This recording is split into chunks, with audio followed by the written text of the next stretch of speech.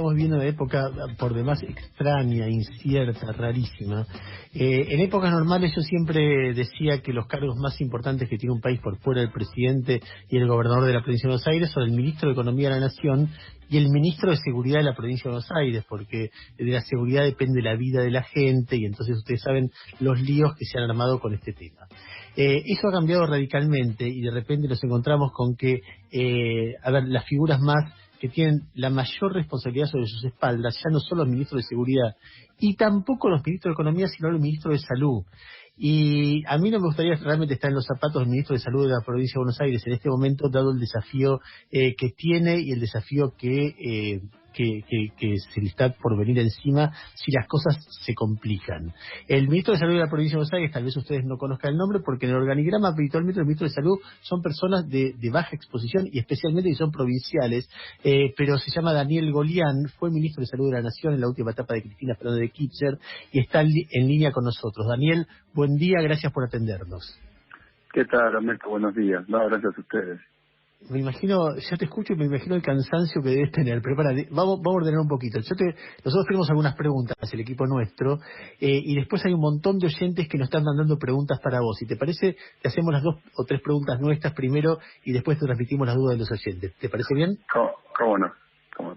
A ver, lo primero quiero una visión general tuya, porque ayer el gobernador dijo, nosotros vamos a ser más rígidos en los próximos días en muchas cosas, vamos a tener protocolos específicos sobre transporte público, sobre cómo tratar a las personas mayores de 65 o 70 de los grupos de riesgo, etcétera, etcétera, etcétera. Entonces te quería escuchar un poquito de cómo ves la etapa que empieza ahora, que empieza a abrirse un poquito la salida de la gente a la calle, o que por lo menos un poquito. ¿Cómo lo ves en la provincia de Buenos Aires?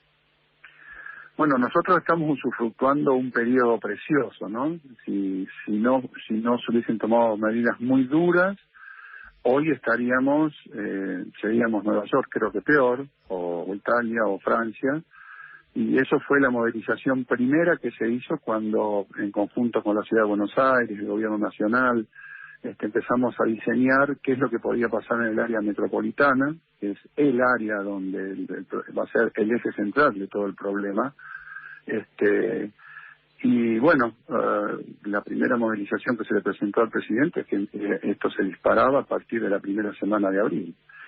Con todas estas medidas que se fueron tomando, ya no vamos a repetir el concepto, se fue achatando la curva de crecimiento de casos y con esto logramos ganar tiempo para ir consiguiendo los elementos de protección personal, los respiradores, todo lo que el mundo sabe que hace falta para aumentar en forma dramática la cantidad de disponibilidad de camas de terapia, camas generales, camas de aislamiento, el proceso de la logística, el proceso, todo eso que conlleva los sistemas de derivación.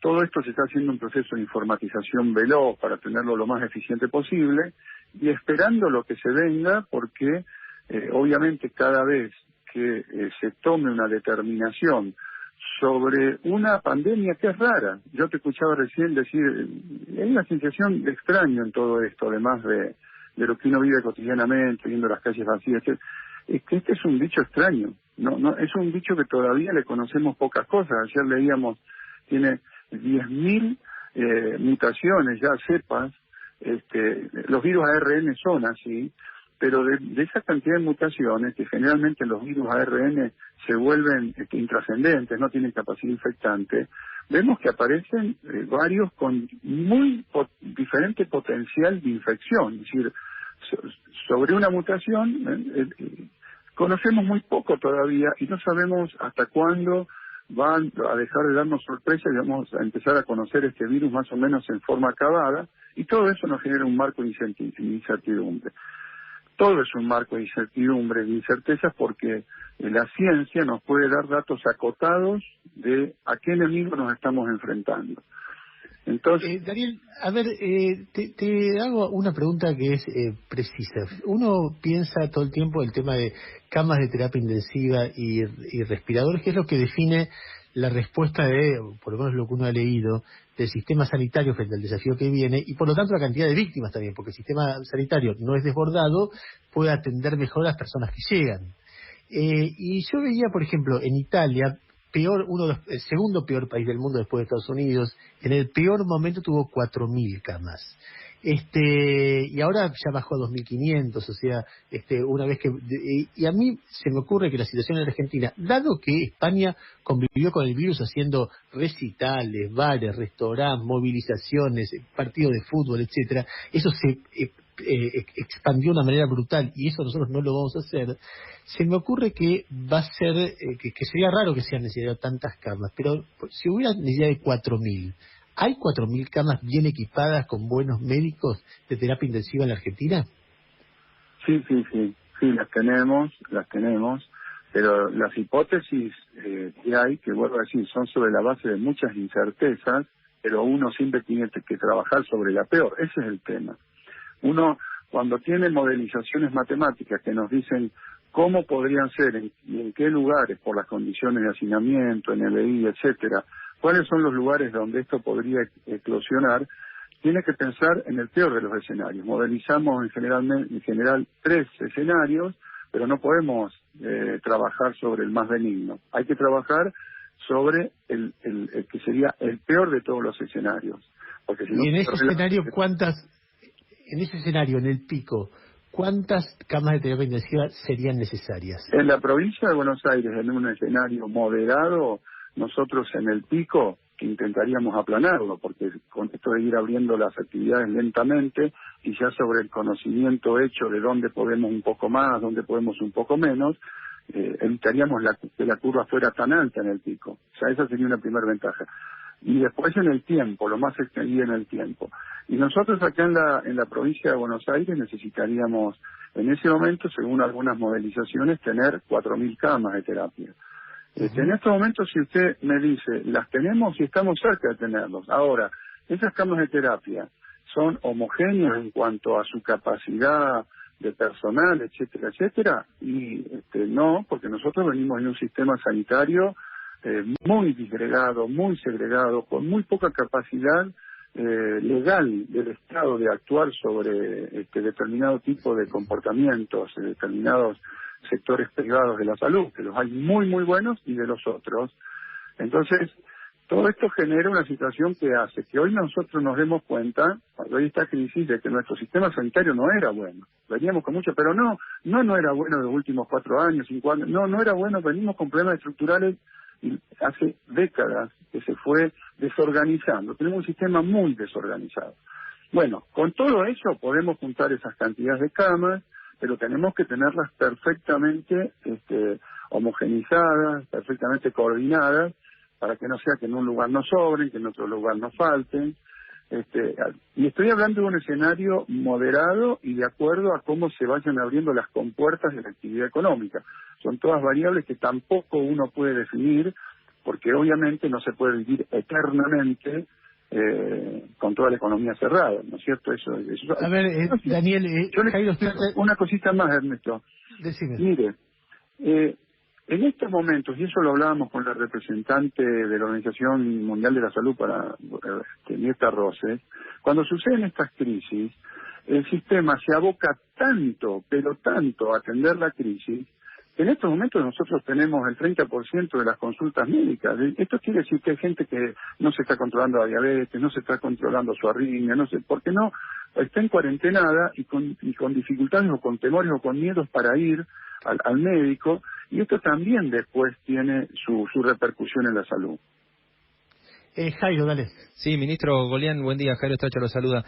Hay un, fantasma, que es la idea de que en algún momento un brote en el Gran Buenos Aires se vuelva inmanejable, entre comillas, creo que hasta usó esa palabra el ministro Ginés González García, y acá el intendente la otra vez de 3 de febrero, Diego Valenzuela, nos decía, en esta zona del Gran Buenos Aires hay un número relativamente bajo de camas de terapia intensiva. ¿Cómo es el mapeo que tienen de los lugares más críticos del Gran Buenos Aires ante la posibilidad de un brote de coronavirus? ¿Cómo lo están enfrentando? Tanto desde la prevención como, desde la mejora en cantidad de camas, por ejemplo. Sí, sobre la zona norte del conurbano, esta semana estamos empezando ya también a ampliar en forma importante la cantidad de camas de hospitales provinciales, incluso algunos municipales. Sobre la zona oeste se están haciendo una gran cantidad de nuevos hospitales, nuevas camas como el Favaloro, los modulares que se están haciendo en las UPAs, una docena de hospitales nuevos. Pero es cierto que nosotros tenemos que reforzar, y en eso estamos esta semana, vamos a mandar a nuestros hospitales provinciales y algunos municipales más refuerzos de lo que son de las camas de terapia intensiva. Fundamentalmente, fortaleciendo los servicios donde ya hay buenas terapias, ¿no es cierto? Ampliamos, ¿por qué? Porque es indispensable tener un muy buen equipo de terapia para darle una mucho mayor chance al paciente que entra muy complicado. Mientras mejor sea el equipo de terapia, más chance va a tener el paciente. Estamos en una carrera contrarreloj para conseguir los insumos, todos los saben, lo de protección personal ya lo estamos consiguiendo, los respiradores también, no en el ritmo que desearíamos, necesitaríamos tener ya más respiradores, no porque los necesitemos, hoy estamos con 47 personas en respiradores y unos 70 en cama de terapia. Tenemos totalmente ocioso, pero... ¿En toda la provincia ese dato? ¿Ese dato es toda la provincia? Sí, toda la provincia, sí. Hoy están extremadamente tranquilas las guardias. Entonces estamos aprovechando este momento también para trabajar en todo lo que es capacitación, porque fíjese que nosotros estamos detectando que hay una baja tasa de infección, de contagio, vertical, que le llamamos entre paciente y trabajadores de la salud, pero después tenemos que trabajar mucho en que no se contagien entre los trabajadores de la salud, que una vez que se sacaron todos los equipos que salieron de la sala, por ahí se juntan mucho en determinados lugares a trabajar o van de clínica en clínica. Hoy estamos abocados a trabajar muchísimos aspectos también. Mantener el distanciamiento social y toda la medida de prevención entre los trabajadores de la salud una vez que salen del contacto con el paciente. Así que todo esto es un armado y sí, es cierto lo que usted dice. Nosotros tenemos una movilización en donde matemática, en donde los sectores con mayor grado de riesgo de desarrollo de la enfermedad, pero por condiciones de NBI, de hacinamientos, de condiciones de vida, de imposibilidad de hacer una cuarentena en una casa en donde haya una habitación exclusiva para eso, etcétera, etcétera, tema sobre el cual también se está trabajando, pero obviamente son las zonas de mayor concentración, más populares, más populosas del conurbano. Obviamente esas van a ser las zonas sobre las cuales va a haber que ponerle mucho el ojo. Daniel, te hago las preguntas de oyentes. Te pido en lo que puedas, lo más breve posible cada respuesta, si entran más. ¿Puede ser? A ver, primero, para Daniel Golián. Daniel Golián, si recién te cambiaste, es el ministro de Salud de la provincia de Buenos Aires. Dice, las residencias para adultos mayores necesitamos ayuda con material descartable para poder aislar a residentes que regresan de alta del segundo nivel. No conseguimos, y lo que se consigue es carísimo, nos excede nuestra capacidad operativa normal, dice Fernando. Sí, es una realidad que está en el sector privado, clínicas privadas, geriátricos, en todo. Bueno, lo estamos viendo, estamos con un puente aéreo trayendo cosas de China, que es el único proveedor. Hoy los proveedores nacionales no nos proveen ni el 30% de las órdenes de compra que teníamos.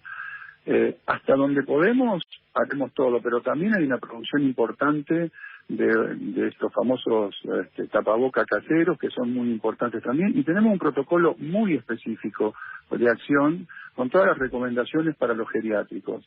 Los geriátricos tienen un protocolo de cómo actuar, hay que leerlo, hay que seguirlo a pie juntillas, y así vamos a poder, es uno de los temas centrales, poder cuidar a nuestros adultos mayores. ¿Cuándo vuelven a abrir las obras sociales con normalidad? Atención de afiliados por, acá me dice, Hosperi con H final. Bueno, desde ayer, desde el decreto que amplió, ya los consultorios médicos están habilitados, de laboratorio también y de odontología también, para trabajar. Es decir, hemos establecido un protocolo general de trabajo y luego cada especialidad, porque hay 148 especialidades, ¿no?, va a ir en el marco de ese protocolo general estableciendo cuáles son las particularidades para cada consultorio, si es de oftalmología, de neumonología, de oncología, de cardiología, según la mayor o menor exposición que pueda haber a vías respiratorias, etcétera. Ellos van a tener que hacer la letra fina del protocolo general. Ya está abierto, ya se pueden los pacientes ir a atender a sus médicos si lo necesitan. Lo que sí estamos diciendo es que vayan estrictamente en los casos que lo necesiten para no aumentar dramáticamente las consultas, ¿no? Soy médica generalista, trabajo en Pilar y nos faltan equipos de protección personal para atender a los pacientes. No estoy diciendo para hacer hisopados, sino para atender a los pacientes, o sea, barbijos quirúrgicos, camisolines, guantes, alcohol en gel, ni hablar que antiparras no tenemos. ¿Qué se hace con esa falta? Esta semana en el avión llegaron y van a estar repartiéndose en Pilar, van a llegar seguramente entre hoy y el viernes, según el programa de distribución. 105.000 antiparras, van a llegar más, pero 105.000 ya cumplió con la antiparra. Es un elemento que se lava con agua y lavandina y se recicla cuantas veces haga falta. Y camisolines y todos los equipos de protección personal. El próximo avión que está llegando, además, está trayendo particularmente overoles y camisolines. Tenemos una muy buena provisión de barbijos N95, de una calidad muy buena, y de barbijos quirúrgicos de una calidad muy buena, 1.050.000 recibimos en el primer avión, y vamos a estar recibiendo estas cantidades 1 o 2 veces por semana, así que hasta donde se pueda se va a ir reforzando muchísimo lo que había hasta ahora, que vuelvo a decir, dependíamos de un aprovisionamiento interno que no nos podía garantizar más del 30% de la demanda. Soy médico neumonólogo de 78 años. Hace un mes trabajo virtualmente desde mi domicilio. ¿De qué manera retomo la atención presencial en mi consultorio? Es un lío enorme para muchos profesionales activos que son mayores de 70 y que la recomendación es que se queden en la casa. Entonces, realmente yo he escuchado desde gente que maneja inmobiliarias, escribanías, que gente grande pero que está activa. Y más en este caso, un médico neumonólogo es muy útil. Entonces, ¿qué tiene que hacer? Bajo el protocolo general para la utilización de consultorios, la Sociedad Argentina de Neumonología debe dictar las normas específicas para esa especialidad, qué cuidados tienen que tener quienes vayan a trabajar. Obviamente quien trabaja con vías respiratorias van a tener que tener una cantidad de cuidados que establecerá la asociación, que tiene su parte de expertos. Recomendará estrictamente para esa especialidad qué es lo que hace falta sobre el protocolo general que se ha dictado. Quienes trabajen, por ejemplo, los odontólogos también, odontólogos estamos aconsejando solo emergencias y atenderlas con los equipos de máxima protección, porque están trabajando con vías aéreas abiertas y a poca distancia, con lo cual se generan aerosoles, se usan la turbina, etcétera. Todo esto se va a ir protocolizando, no es obligatorio volver, se habilita a los que quieran volver a que vuelvan. Así que para la respuesta... Aún siendo mayores de 70.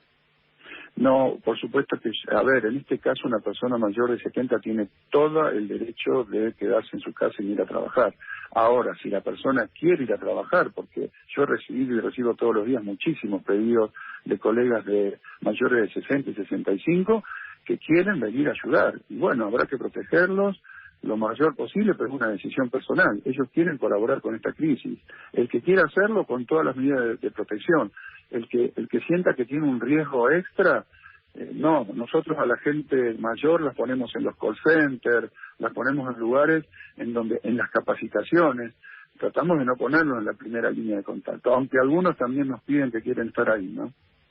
Acá hay otra pregunta que dice, en la excepción a la atención médica del sábado, no especificaron si incluían kinesiología, un paciente por vez y con los cuidados del caso. Muchísimos pacientes con patologías crónicas esperan estos espacios. Santa Fe y otras provincias aclararon y dijeron que estaba incluido. ¿En la provincia se va a aclarar? Todos los consultorios están habilitados de la actividad médica, vinculados a la salud en general. Los kinesiólogos que pueden ir a sus consultorios, vuelvo a decirlo, ellos también son personas que trabajan con vías aéreas, mucho, tienen otras áreas, pero trabajan muchísimo en la rehabilitación de vía aérea, tendrán que contar con todos los elementos de máxima protección cuando hagan ese tipo de tareas. Daniel, por las preguntas de oyentes, veo que hay un ruido respecto al tema de los médicos cubanos. Para mí es una tontería, realmente hay un prejuicio de guerra fría en todo esto, medio disparatado, pero me doy cuenta que hay oyentes que lo preguntan, entonces en función del respeto que uno siente por ellos te lo traslado. No solamente, los argumentos básicamente es por qué no revalidan títulos, cuánto cobran, por qué razón no se privilegia a los médicos argentinos que están en el exterior para traerlos en lugar de los cubanos. Quería escucharte un poquito sobre eso. No, hay plan A, plan B, plan C. nosotros estamos reclutando a todos los residentes de cuarto, de tercero, de segundo, que los estamos capacitando a los de segundo, aunque ya tienen manejo de respiradores, los residentes de terapia intensiva. Estamos reclutando residentes de otras especialidades. Estamos reclutando ahora. En las modelizaciones que nos dicen que en algún momento nos pueden sobrepasar, yo quiero a toda esa gente que cuestiona que podamos traer médicos venezolanos, que además hay un decreto que habilita... Cubanos, ¿no? Cubanos, no venezolanos. No, pero digo, hay un decreto nacional que habilita a que cualquier profesional que pueda dar cuenta de que es médico pueda ser contratado en Argentina por la crisis. Ahora, a mí estamos haciendo, con los venezolanos se notaron muchísimo que estaban acá. Muchísimos, que ya estaban en Argentina y ya están anotados y hay listas para, si se quieren seguir anotando, listas abiertas. Si vienen de Tanganica y son buenos médicos y van a ayudar en la crisis, aunque los tomamos también, es decir, yo lo que quiero decir, esta misma gente que cuestiona, si en algún momento, porque todo esto forma parte de lo que después con el diario del lunes es fácil. Ahora yo digo, si en algún momento entramos en una crisis y nos faltan médicos, quiero ver si no nos van a criticar porque no trajimos los médicos. Entonces, nosotros estamos viendo de cubrir todas las posibilidades que se den, todo, después de usar todos los que hay acá. Ahora, si esta gente que dice que sobran y que no hacen falta, nos firman, lo afirman públicamente las asociaciones y dicen, nos hacemos responsables de que van a sobrar y alcanzar todos los médicos, podemos discutir. No lo van a poder decir porque nadie sabe si va a pasar o no. Ese es el problema. Ahora, ¿yo qué tengo que hacer? ¿Esperar a que estemos en el pico del desastre y empezar a ver, como hizo Italia, si traigo médicos de afuera, de cualquier país que me quieran ayudar? ¿O tengo que tomar una medida preventiva? Bueno, es un dilema. Nosotros no lo hemos decidido, lo estamos conversando con el gobernador. Y vamos a tomar una definición. Pero el principio de precaución, el principio precautorio, que tengo que hacer todo lo que esté en mi alcance para tratar de tener todos los elementos en el peor momento, yo no lo puedo dejar de lado. En mi concepción, Daniel, finalmente, por lo que uno ha leído a nivel internacional, hay un tema central a medida que se abre la actividad económica o se empieza a moverla por fuera de la cuarentena en la sociedad, que es cómo cuidar a la gente, a la población de riesgo, a los mayores de 70 o de 65.